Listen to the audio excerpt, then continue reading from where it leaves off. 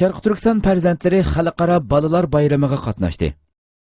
Bugun oldimizdagi 23 aprel Turkiyaning Kocaeli viloyatida o'tkaziladigan xalqaro bolalar bayrami faoliyati boshlanib, faoliyatga Sharq Turkiston farzandlari qatnashdi. 42 davlatdan kelgan bolalar qatnashgan bu faoliyatga Sharq Turkiston tashkilotlar birligining tashkillashi bilan Sharq Turkiston farzandlariga vakolatan Nuzgum xonim qizlar jamiyati raisi Munavvar O'z Uyg'ur xonimning yetakchiligida 21 o'smir jami 25 kishi qatnashdi. Faoliyat bugun rasmiy boshlanib, tushdan burun har bir davlatdan kelgan 2 o'quvchi bilan bir yetakchi Kocaeli viloyatining valisiga hadiya taqdim qildi.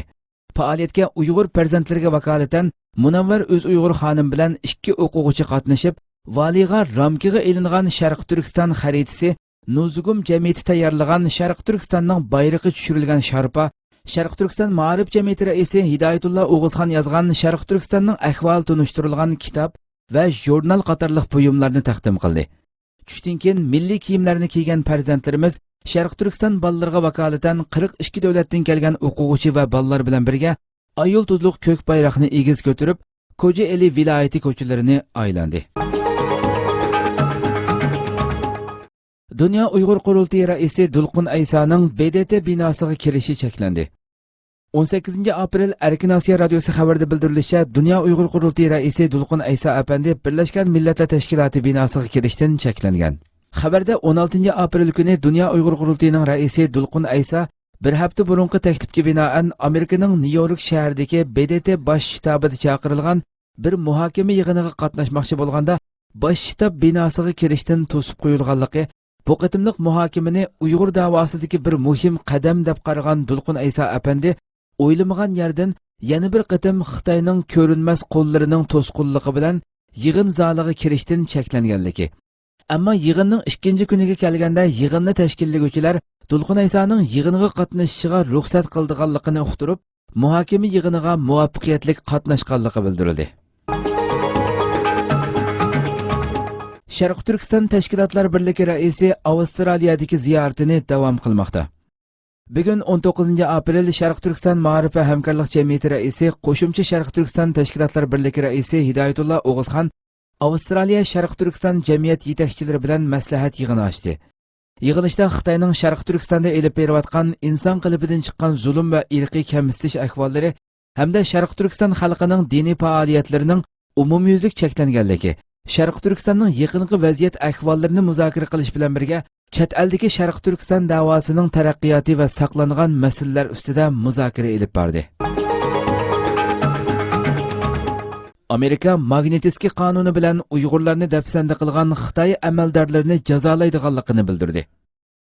18 aprel Washington Postiga bergan xabarda bildirilishicha, Amerika hukumatı Uyg'urlarning kishilik huquqini dafsanda qilgan Xitoy amaldorlarini Magnitskiy qonuni bilan jazolash mumkinchiligining borligini o'ttirg'a qo'ydi. Xabarda Amerikaning davlat ishlari ministri muavin yordamchi Laura Stone Beijingda muxbirlarning Sharq Turkiston haqida so'ragan savollarga javob berib, Xitoyning Sharq Turkistonda elib berayotgan tutqun qilish harakatlarining Amerikani andishiga solganligini, Amerikaning xalqaro Magnitskiy qonuni orqali Xitoyga tadbir qo'llanishi mumkinligini, Sharq Turkistondagi tarbiyalash lagerini o'z ichiga olgan qo'rqinchli manzarlarni Xitoyning oldiga qo'yayotganligini hamda Xitoyni har qanday bir puhroning qo'lga elinishida qonuniy tartiblarga amal qilishga chaqirganligini qayd qildi.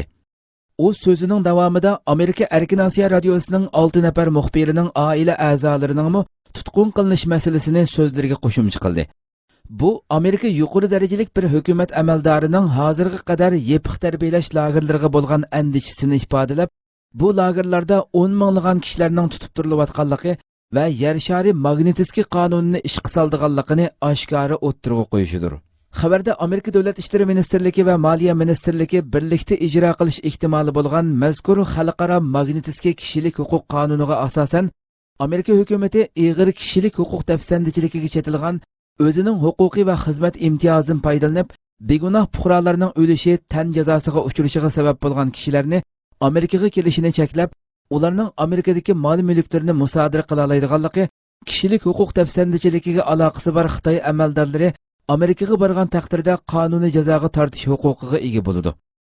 Ularning Amerika pul muomala sistemasini ishlatishi, Amerikaga mablag' selishi, Amerika banklariga pul qo'yishi, pul yo'tkishi, farzandlarining Amerikada o'qishi birdek cheklanadi. Yana bir tarafdan Amerikadagi kishilik huquq kuzatish tashkilotining Osiyo bo'limining direktori Dr. Sofiya Richardson chorshanba kuni Laura Stonening so'ziga inkas bildirib, Uyg'urlarning keng ko'lamli tutqun qilinishi texmi cho'ng bir krizisning bishorati bo'lishi mumkinligini eskartdi va bu masalaning har qaysi davlatlar tang ko'ngil bo'lishga tegishlik masalaga aylanganligini bildirdi. Sofiya Richardson yana meningcha Amerika hozir sahnada, lekin boshqa hukumatlar shuni tushunib yetishi kerak.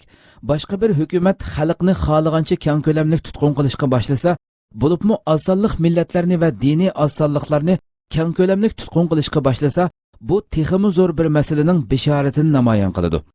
Bu balki davlatning ojizligining bishorati yoki texmi zo'r bir krizisning bishorati bo'lishi mumkin. Bu hukumatlar bu xil bishoratlarga diqqat qilishi kerak. Bu yerda yana Uyg'urlarning kishilik huquqining 10 necha yildan beri ig'ir dafsandichilikka uchrab kelayotganligi, bo'libmi buning yaqinqi 2-3 yildan beri texmi ig'irlashganligiga doir munozirlar bor. Shunga bu masalaga ko'ngil bildigan har qanday hukumat Xitoyga besim ishiltib, tutqunlarni darhol va shartsiz qo'yib berishni talab qilishi, ularga nima bo'lganligini aniqlab, oilasi bilan jam bo'lishi va jazolanmasligiga kafolatlik qilishi kerak. Yevropa ittifoqi davlatlari elchilari Xitoyning yangi Ipak yo'li qurilishiga qarshi birlashdi. Yevropa ittifoqidagi 27 davlatning Beijingda turishliq elchilari Xitoyning bir balvoq bir yo'l qurilishini tanqid qildi. Erkin Osiyo radiosining xabarida bildirilishicha, Yevropa ittifoqi davlatlari elchilari chorshanba kuni bir dokument tayyorlash orqali Xitoyning yangi Ipak yo'li qurilishini maxsus holda Yevropa ittifoqining erkin tijoratni umumlashtirish planiga qarshi turish, huquq tengpunkligini buzish orqali Xitoy shirkatlariga foydali sharoit yaratishni maqsad qilgan deb ko'rsatdi. Germaniyadagi iqtisod xabarlari to'rbeti bo'lgan Handelsblatt to'rining xabar qilishicha, mazkur dokument bu yil 7-oyda o'tkaziladigan Yevropa-Xitoy oliy darajalik boshliqlar yig'ini uchun tayyorlangan bo'lib, mazkur dokumentga Yevropa ittifoqidagi 28 davlatdan faqat Vengriya qo'l qo'ymagan. Ammo Yevropa ittifoqidagi 27 davlat hukumatlari Xitoyning bu yangi Ipak yo'li qurilishiga o'rtaq qarash turadigan bir strategiya ustida izlanmoqda ekan. Xabarda aytilishicha, Yevropa ittifoqidagi bir yuqori darajalik amaldor bu vaqtda qilgan so'zida Xitoy shirkatlari Yevropa ittifoqi bilan tijorat qilaman deydi ekan, biz cho'qim ularning yo'lsiz talablarini rad qilib, o'zimizning shartlariga ko'ndirishimiz kerak degan. Germaniya iqtisod ministrligining bir amaldori bo'lsa, yangi Ipak yo'li qurilishi cho'qim barliq taraflarga o'rtaq manfaat berishi kerak deb eskartgan. Yaqinda Amerika Davlat Majlisida bir balvoq bir yo'l qurilishi haqidagi guvohlik berish yig'inida so'z qilgan mutaxassislar Xitoyning Yevropa ittifoqidagi Vengriya, Gretsiya qatorliq iqtisodiy ojiz davlatlardan foydalanib turib, Yevropa ittifoqining Xitoyga qarata yurgizib kelayotgan bir tutash siyosatiga xavf paydo qilayotganligini bildirgan edi.